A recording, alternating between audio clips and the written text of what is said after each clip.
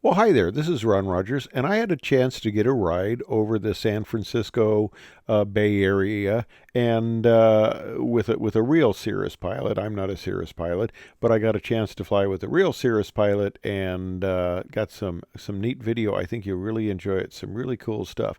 I usually don't see the San Francisco airport from this angle, so I hope you enjoy it. Now, I'm not a Cirrus pilot. I don't really know much about them, but being a pilot, I thought I'd just give some commentary on the walk around. Okay, the real pilot did the walk around, but I just I'm giving a few comments because I am a pilot for what it's worth. Hope you enjoy it. Going flying in a Cirrus out of Palo Alto. This is the airplane.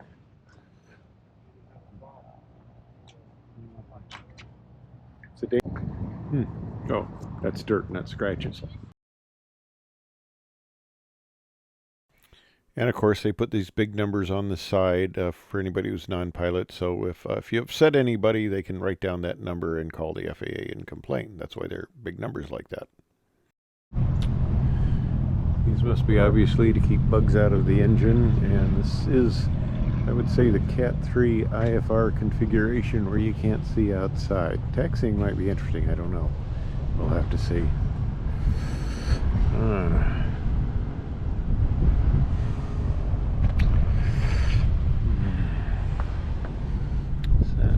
Remove before fly. Oh, okay. Good idea. Probably should remove the chains too. That'd probably be a good idea. This is a horrendous flying club, like 200 aircraft. It's really cool. I've been in a few flying clubs, but boy, nothing this fancy. It's really cool. And I saw a pre-flight video on this where it's pointed like this, no step, but you can step everywhere else because it doesn't say no step. So they did this on the wing too. They didn't get that aligned very well. Must be a construction error. Keep excessive air out of the pitot system. That's good. It's always good. Oh, and this is something my 310 doesn't have. Better stay clear. Alright, here's a no step too. No step, but it must be alright to step here, I guess. Yep, it must be alright.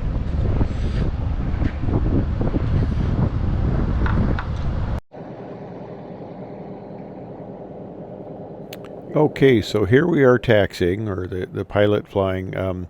He does want to be on this video due to certain restrictions on the witness protection program. I'm not quite sure about that, but anyway, that's all not there. But anyway, we taxied out, and I shortened this a little bit because it's a fairly long taxi. And Palo Alto is kind of an interesting airport. It's tower controlled. The club owns a bunch of Citabras, which is really cool. But anyway, the airport, it's got a small little extremely bumpy runway. You don't actually rotate to take off.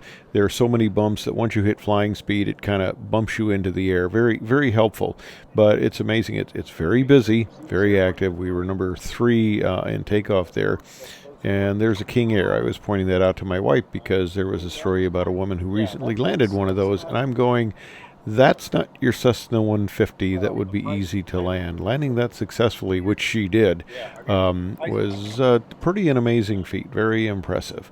And I cut short a lot of the taxi here because we went out and around, and hey, miraculously and amazingly, we are number 1 and ready for takeoff. All right. This is going to be real cool. So we go into position with the bumpy runway here. And I'm pointing to various things. Oh, it has this cute little side stick there, which is kind of neat. And actually, I flew it a little bit up and away, and that amazingly nice, well-harmonized, sensitive controls, and it was very easy to fly and just a lot of fun.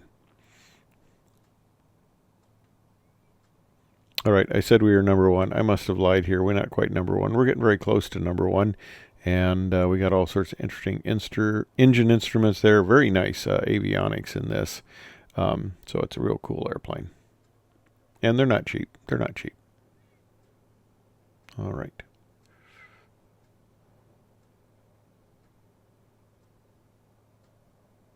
Ah, that's it. We waited for somebody to land. Always a good idea. You never want to pull out in front of another aircraft. That can be very noisy due to the impact of metal on metal. Well, this is a composite aircraft, so it'd probably be metal on composite, but that's still just noisy. All right, here we go. Taking off on runway 31, we're heading right towards San Francisco area, and it's really kind of cool. There's a lot of local knowledge there. We're getting bounce. You see that? Bouncing, and now we're going to become airborne here very shortly. But the neat thing about this is you need a degree of local knowledge. I would not come out here and try to do what they typically call a bay tour here without really know what's going on. And a lot of coordination, different frequencies, different people you talk to and stuff like that. But it's really cool. Obviously, if you know what you're doing, it goes very smoothly. And of course, these displays are very helpful for navigation and that. There it is, looking at it. That shows the San Francisco Bay. And we'll be coming up on the airport up here. Now, it's kind of cool. I've been into San Francisco, flown in there, over my 36-year airline career quite a bit. And but this is a little different, perspective, let's put it on that way, of the airport, not the way I usually see it. And it's kind of cool that they allow you to actually fly nearby. Only one time taking off at my local airport, Lake in the Hills, did I actually get to go over the top of O'Hare. Usually, it takes too long to climb up to the 5,000 feet they had me go over on, which is also the departure altitude, which is kind of scary, but they're all going other ways. But they cleared me up, and I went right over the top of O'Hare, which was really kind of cool. And this is a lot of densely packed city here. But the neat thing is, you got this parachute, and it's a 40 pull handle up there, 40 pounds of pull to pull it, and it gives you a parachute. Because I joke, my airplane, well, the 310 has two engines. This has one engine, but it's got a parachute, which in some respects will do a lot better for you if you use it. There's been plenty of Cirrus pilots who have been in a situation that haven't used the parachute. So the safety record for the Cirrus, I understand, I'm not for sure on this, but the safety record, I understand, could be better if more people use that chute in a timely fashion. But as I understand it, it kind of destroys the aircraft. So that might be a reason why people are hesitant to use it. But if it's a club aircraft, it wouldn't be quite the issue. All right. Of course, it's not a jet. We all know that because you can see that propeller thing going around in front. So that tells you right away it's not a jet. But it was a pretty beautiful day, so that's why we're going kind of slow here. I'm used to going much faster. But anyway, it was a really kind of nice day, except we still had the fog coming in over the ocean, so we didn't get as quite a good view. I went several years ago, got to go over the Bay Area and got a nice tour. But that was a time when we had a little more clear skies. We get enough to see. We get to go over downtown, but you can't see off into the coast area or anything like that. That's all obscured. And of course, I have been told by a reputable source that San Francisco has 3 seasons, and they are fog, no fog, and rain. And I'm out there in October, which is supposed to be the no fog, and actually the nice time, because supposedly Mark Twain said, although I supposedly it came out that it's one of the quotes that was attributed to him, but he didn't make. But anyway, he said the coldest summer I ever spent was in San Francisco in July, which is true. First time I was there, brand new pilot. It's during the summer, and I'm expecting it to be hot, and I just about froze. But anyway, in October, that is actually their nice season. So it's been very pleasant. We had some very pleasant weather, although it can be chilly and stuff like that. But I spent 2 out of the 3 days I was there in shorts, which is kind of interesting. Anyway, we're coming up on the airport here. Now, it's interesting how they have to regulate traffic, as it were. You have to coordinate it. They kind of keep you out of the airspace.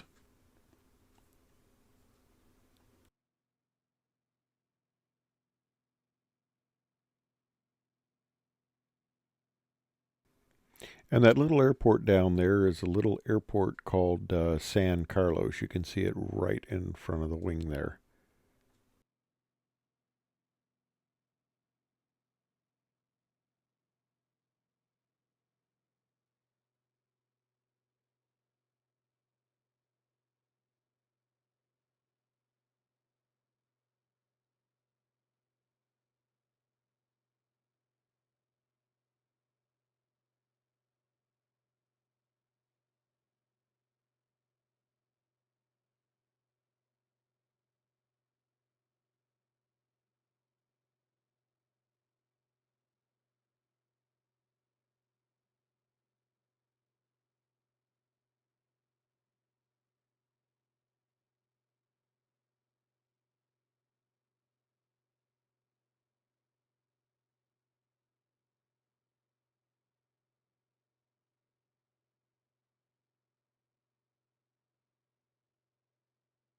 And those familiar with the San Francisco airport know that they typically depart off the ones left and right, and it's kind of a formation takeoff, which is really kind of cool. And then you do a turnout, and they land on the 2.8s. And the 2.8s are also used. 2.8 right is the longest airport there, and it's used for international departures. So we're coming up here, and there's one aircraft. Actually, while we're on frequency flying around, two aircraft had to make go-arounds for. One did an one or both, I think, did an RA, resolution advisory, and we had to kind of adjust our path because of that. And then there was a heavy departure, so we had to do a circle. You'll see that coming up here in just a minute.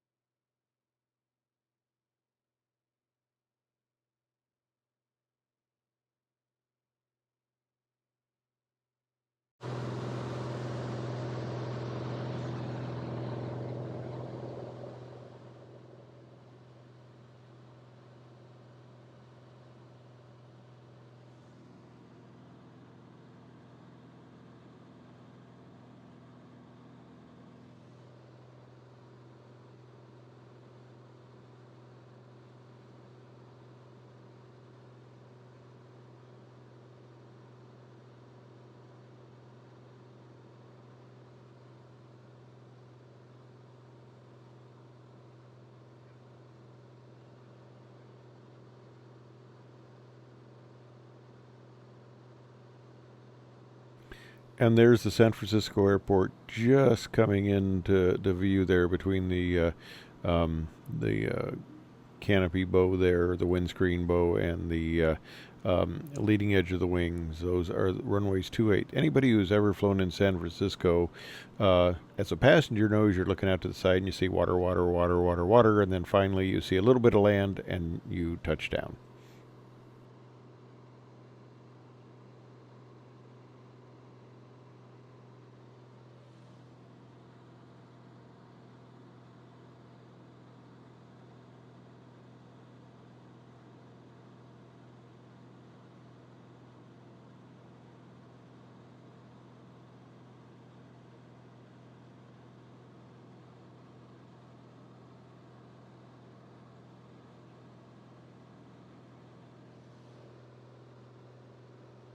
All right, they're departing a 777 off of a 2.8, so they want us to do a little 360 here, so there's no conflict with us, on the departure end of 2.8 there. So that's what we do.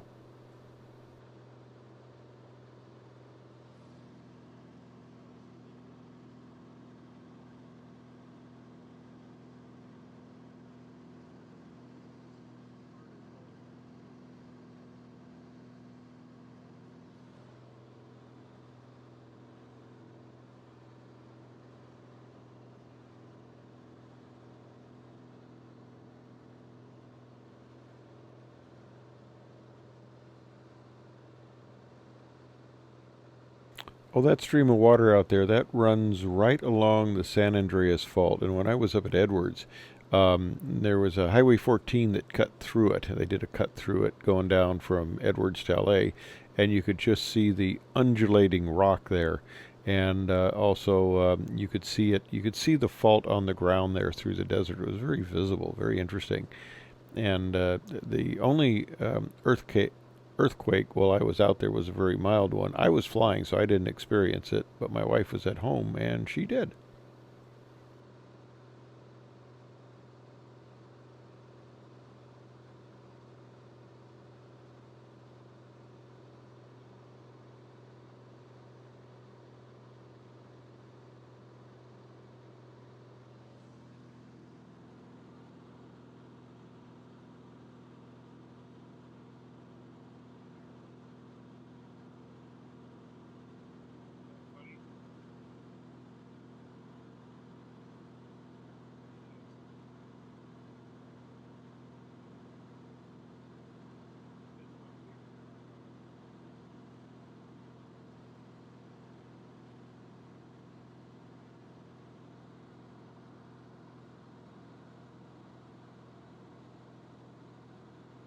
And there we are looking down runway 1 left and right.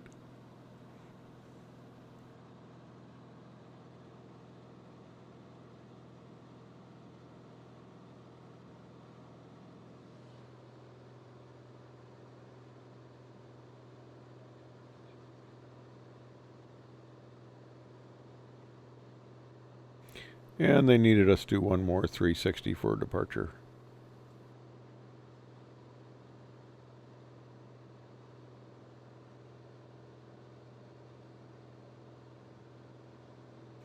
And there was also an aircraft that executed go around too, so that would have been another little issue. But here we are going right over the San Andreas Fault, where you can see the where the water is.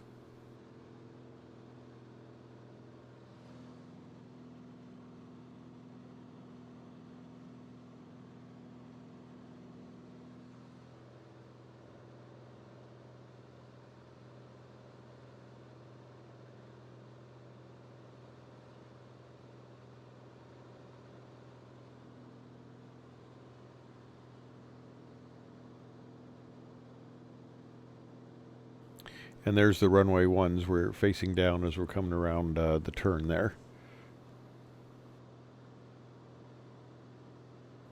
And it was a citation that had to go around. I think it was spacing or something. But they're the ones.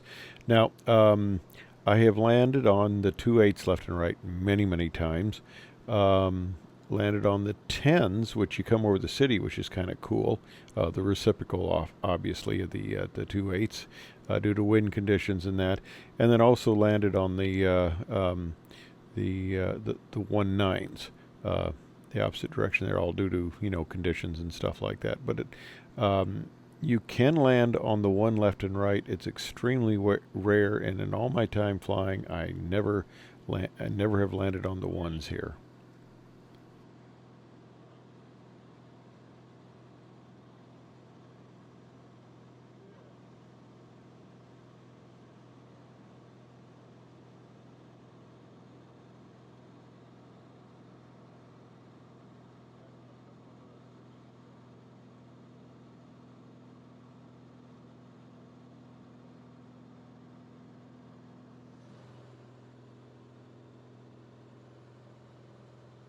And there you can see the clouds over the city.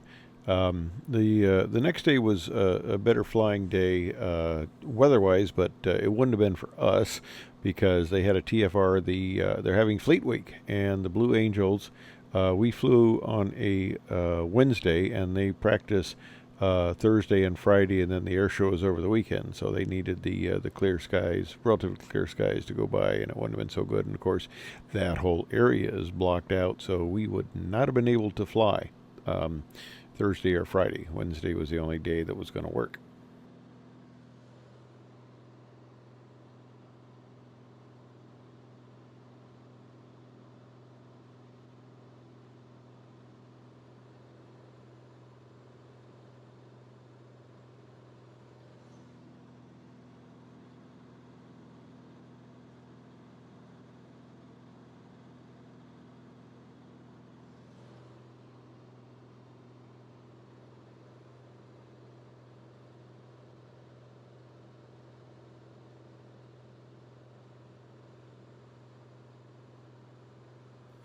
And of course, we're going over that high terrain just near the San Francisco airport. and shortly going into the city area.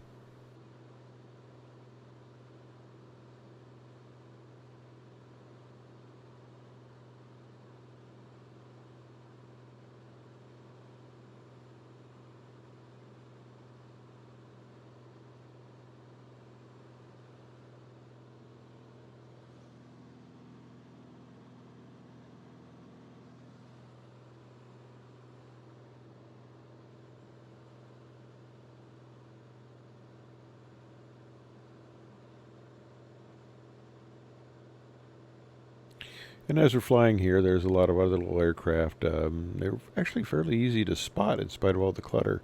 And there was some banner towing going on down there also.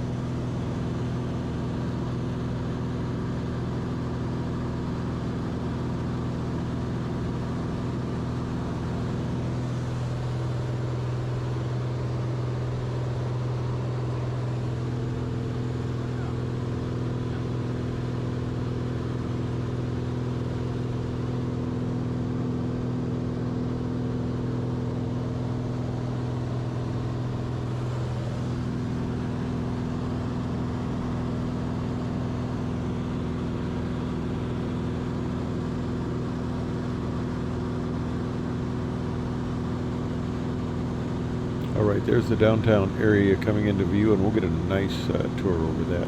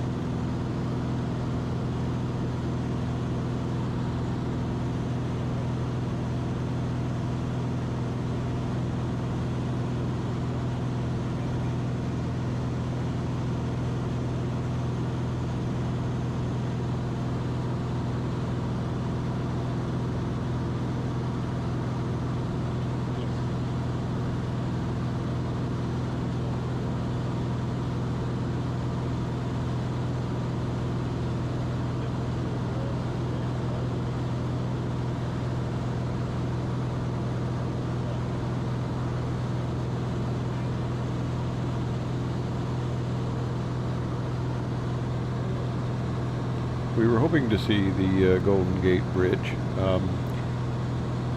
but the only part we could see was the very, very top part of one of the towers that was just barely hidden in the mist.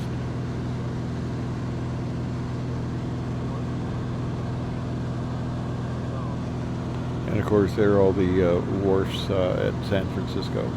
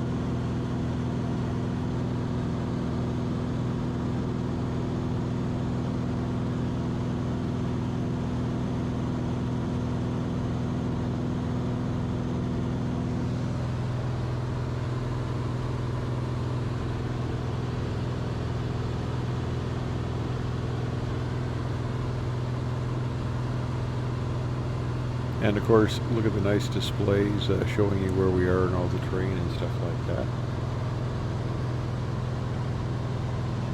Oh, and that little red tag there on the instrument panel, that front panel there, that's the safety pin for the parachute. You pull that pin out, because it would be a lot more than 40 pounds to pull if you left the pin and tried to pull it. You pull that out so you can pull the parachute, emergency parachute, drogue chute if you need to.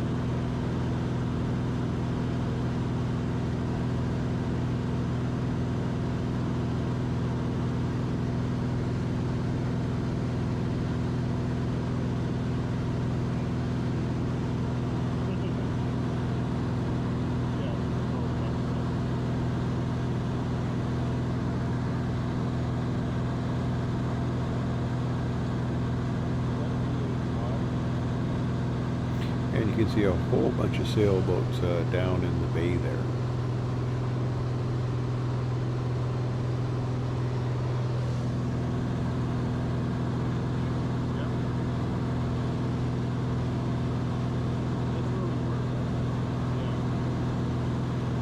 Now off the wingtip there is Tiburon. It's got a nice little bay, and we actually went across the Golden Gate Bridge and had lunch at a little restaurant down there where you sit right there looking out at the water. And of course, off the wingtip right there is a place called Angel Island. It's a small island, and there are really no facilities there, anything right there. So people take you can take a boat over there, and there's a little place you can moor them, and then it's really good for hiking and that.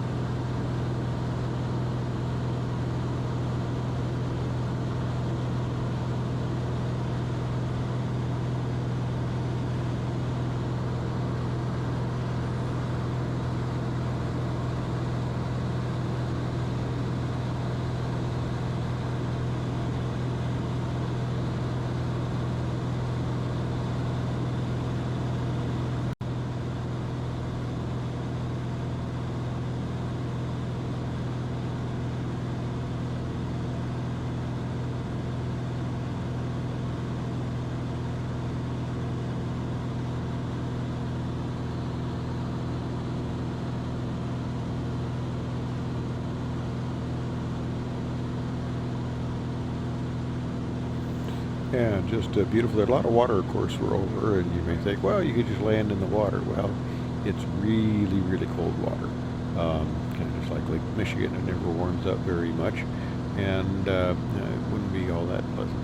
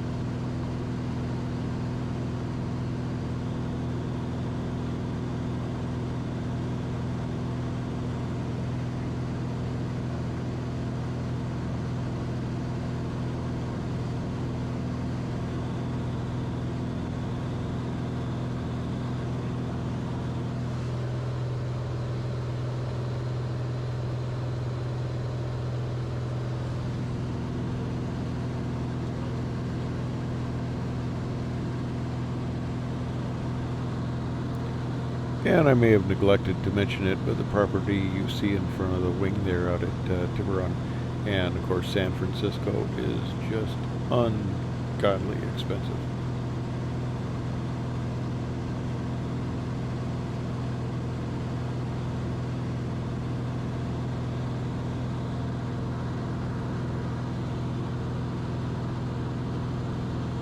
And there's a nice view of Angel Island off the wingtip. Well, there was until we tilted up.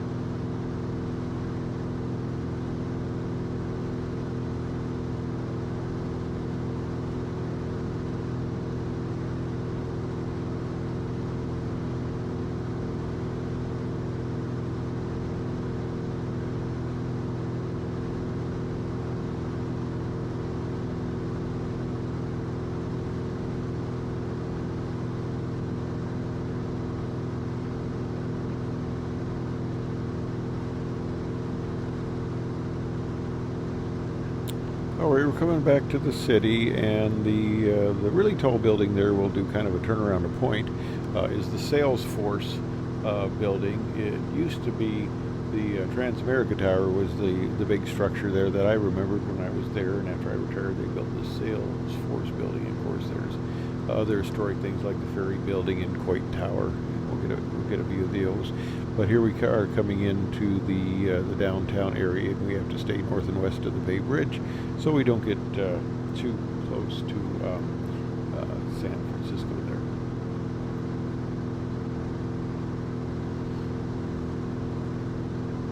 And there's the downtown area coming into view. And you can see the Salesforce Tower there, just coming into view, and start the turn around it there.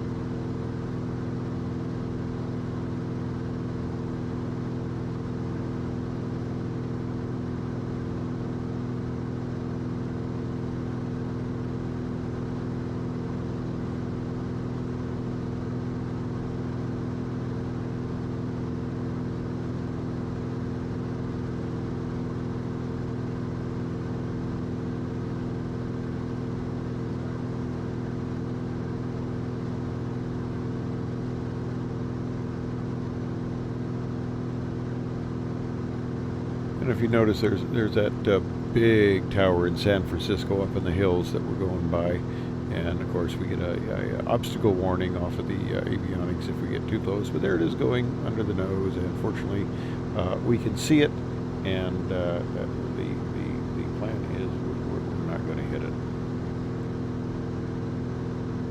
Oh, and that's called the Sutro Tower.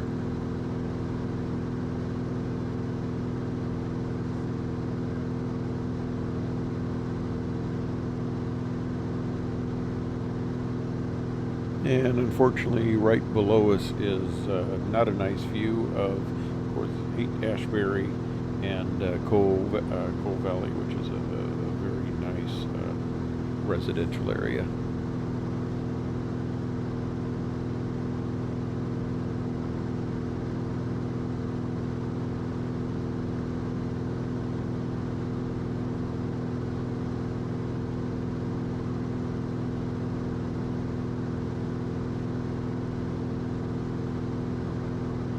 And we just went over the top of an area called Tank Hill, which we could see a little bit through, the cloud cover there, but not good enough in this video to see.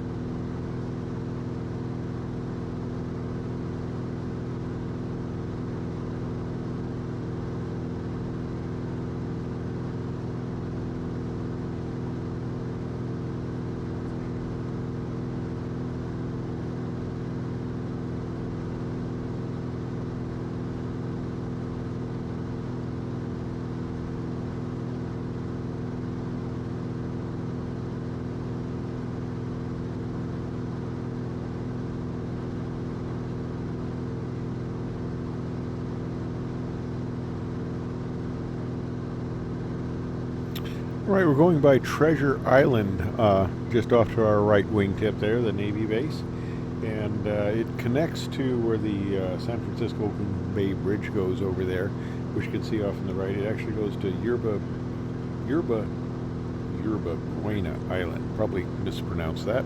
But anyway, that's that little island down there. And we're going to head over towards Berkeley and go around, fly around the Berkeley area a little bit. Now, one thing that's interesting off to the right, you can't see it too terribly well, but we have Alameda, what used to be Alameda Naval Air Station. I went in there with a fellow Captain Frank Burke, who unfortunately was killed on terminal leave testing I believe it was a German trainer. They called it a speed brake failure or something. He was too late getting out, but he was really, he headed the B-1 and the B-2 program for the Air Force for a while, and they named the Burke Center after him. The thing at Edwards is you don't want to get streets or centers named after you, because that means you had not a good ending there. But anyway, we flew at 02 in there, and it was kind of interesting back when it was an actual airfield. We tried to go to the Navy Officers Club in our flight suits, and that's a big no-no. You can do that in the Air Force, but I guess you can't do that in the Navy, so they didn't let us in. But anyway, that's the little story there, and I'm sticking to it.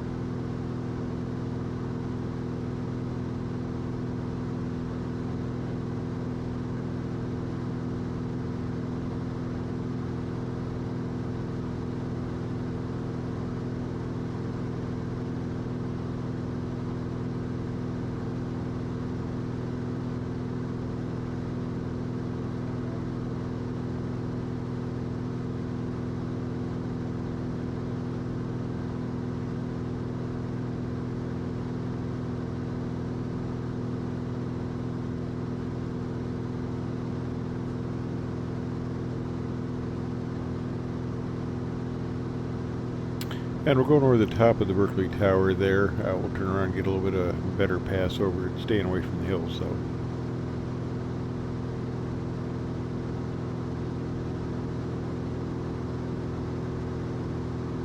Berkeley was a real hotbed of protest activity during the Vietnam War, and I came out here in '67. I'll tell you something about that in just a second with the SLAC here, the linear accelerator.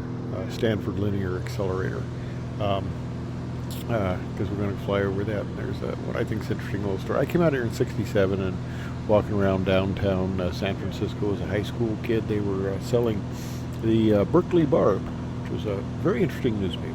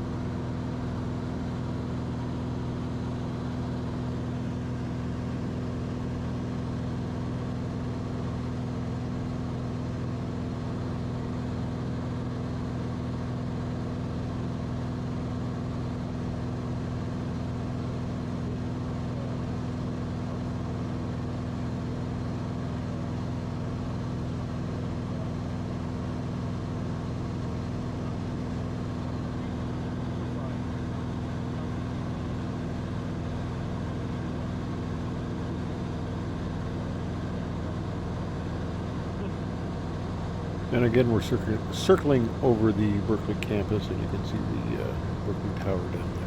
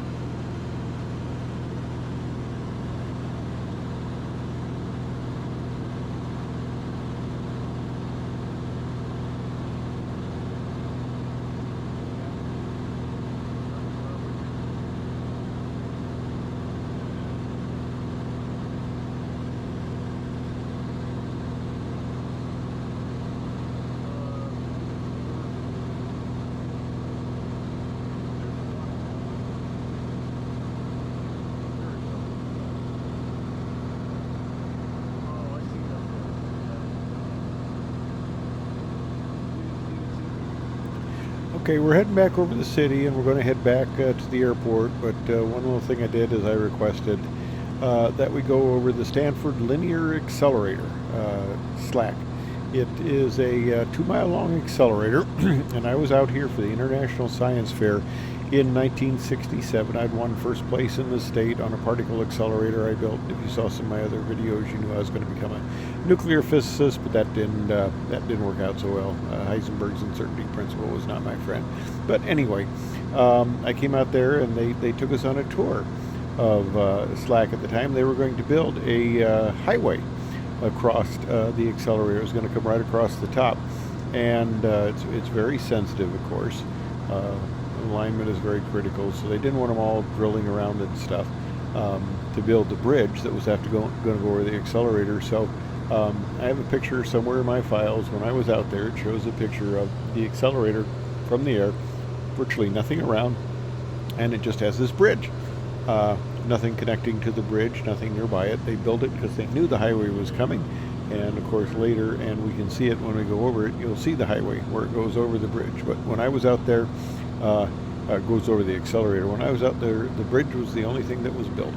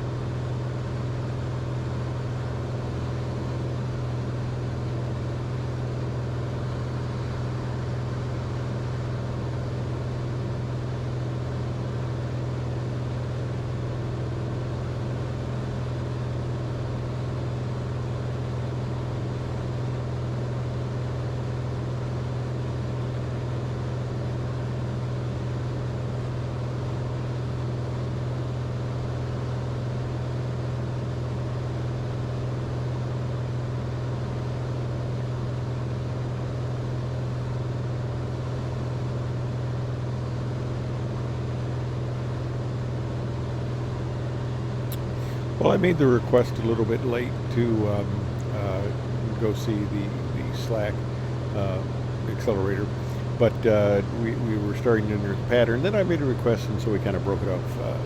There's still a lot of traffic there. We were number 4, and it was kind of funny. There was a guy on the ground who was going to do his initial solo. It was kind of cool.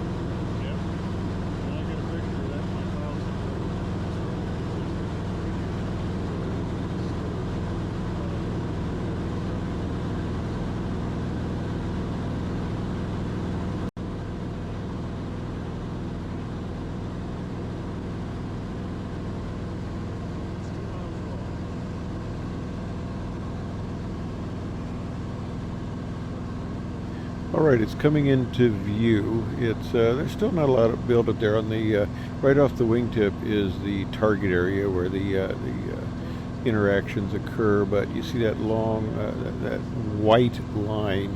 The accelerator, of course, the tube there is right next to the leading edge of the wingtip. The tube itself is down below ground, but all the it's RF pump, radio frequency pump, with these big klystrons, a type of high-powered tube, and there is a lot of them, and they're all in the structure above it.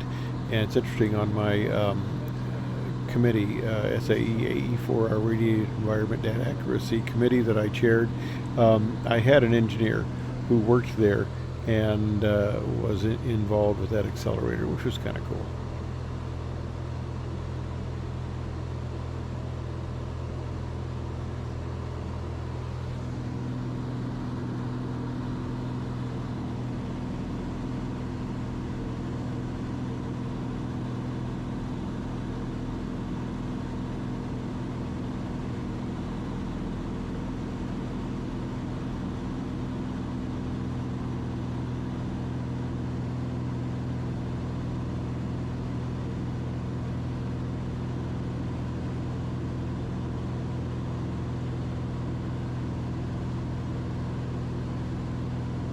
So, time to go back and land, and we end up being, I think, number 4 in the traffic pattern.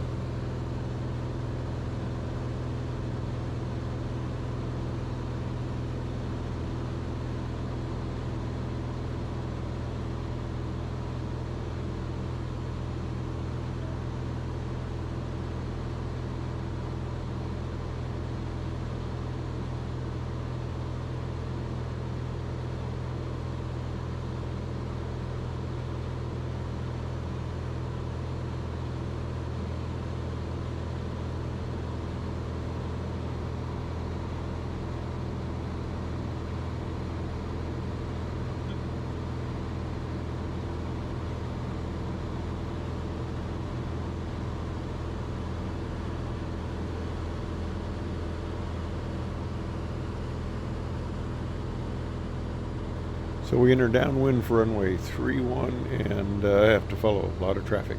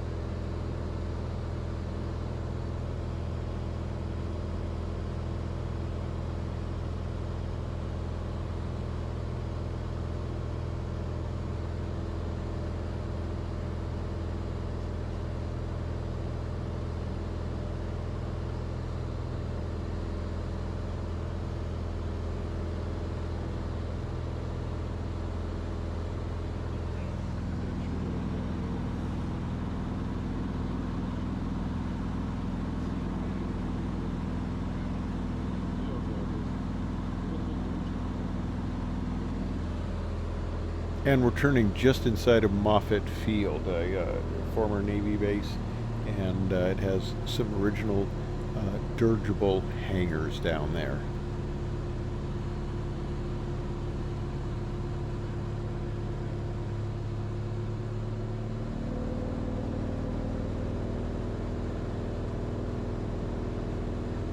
All right, we finally get by all the traffic in line, and we're finally on final, coming into land on runway 31.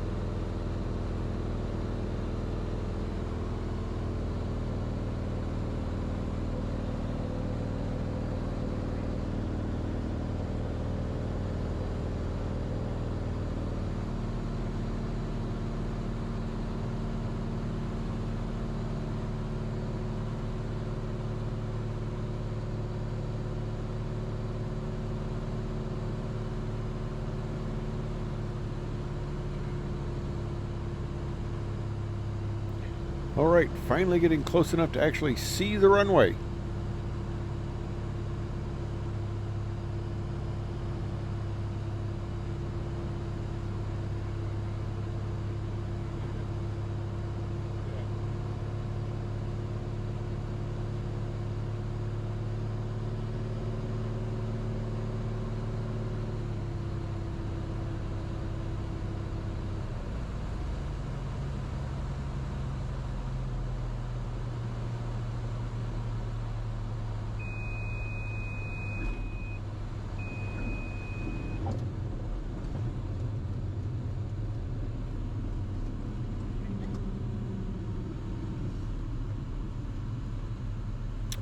And for those insomniacs who are still with me, thanks for following along this long. And we're going to exit the runway and, of course, go back to parking. And on the way back here, you can see the student in the 172. They're using 172 primarily as training as they're doing, trainers as they were. I learned in a Piper 140. They used 152s at the time, but it's a small aircraft, and it kind of is like a kite. A guy one time described it to me, and I think he's right, because they bounce around a lot. The 172 is a much heavier, nicer flying aircraft. I really enjoy. I owned a 172 RG for a while, and it's just a very nice aircraft. And that's what they're using now. And of course, it's a bit of a ways back to parking here, and it is a big airfield. But we had heard the 172 in the pattern, and he pulls off for a supervised solo, the guy's first solo, and that's him that we're coming up on the right there, off on the side, so the instructor can get out and he can go back up and fly. So anyway, and there's the very short tower. I thought it was kind of interesting, tower control, but it's not a very tall tower. And by big airport, I mean the ramp area is huge, because there's just a ton of aircraft. You can imagine population center like this, there's a lot of people, a lot of airplanes, but the runway itself is very small.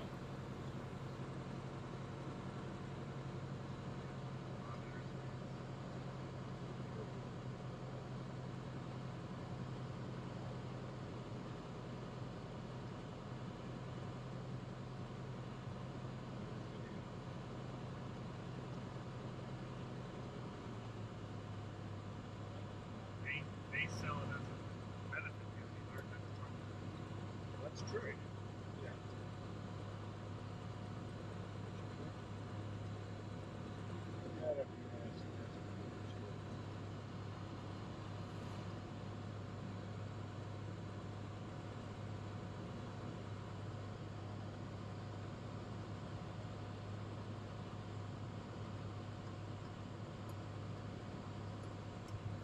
So we are coming back to parking. Thanks everybody for watching. I hope you enjoyed it.